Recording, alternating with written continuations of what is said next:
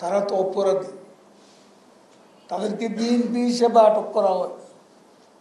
আটক করা হয়েছে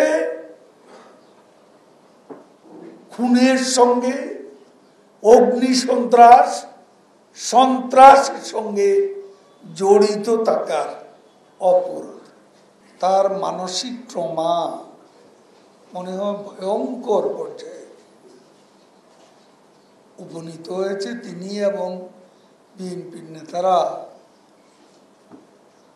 অন্ধকারে ঢিল ছুটেন।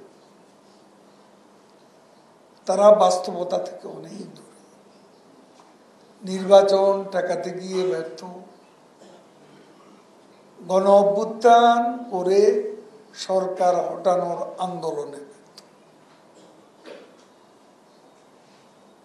এখন তাদের এদিকও নেই ওদিকও নেই। বন্ধুরাও আগের মতো এসে তাদেরকে উৎসাহিত করে না। আগে তো সকালে ঘুম থেকে উঠেই মার্কিন দূতাবাসে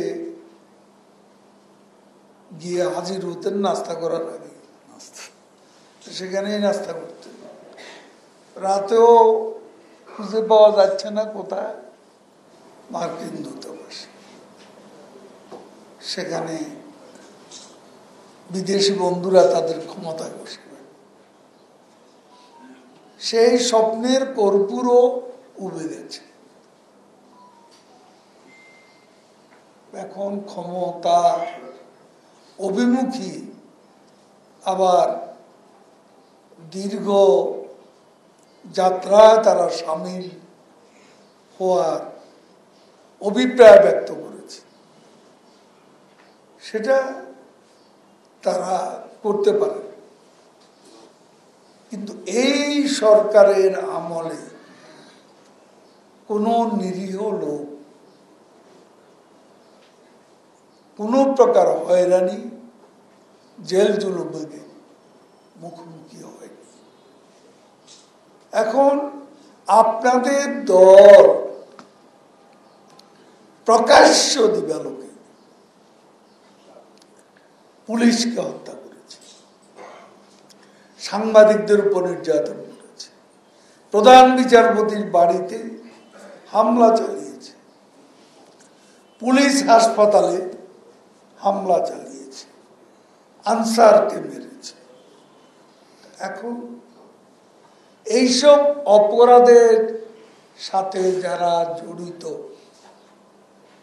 তারা তো অপরাধী, তাদেরকে বিএনপি হিসেবে আটক করা হয়।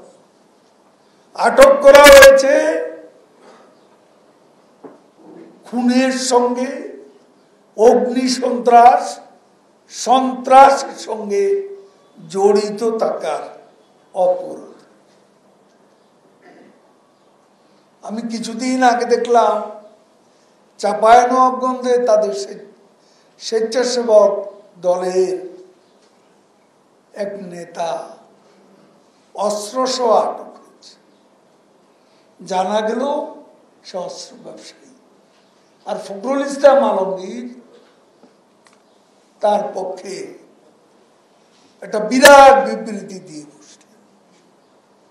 দেখুন, খুনিদের পক্ষে, সন্ত্রাসের পক্ষে, অস্ত্র ব্যবসার পক্ষে বিএনপির ক্ষমতায় থাকা যে প্র্যাকটিস, সে প্র্যাকটিস তারা এখনো করে যাচ্ছে।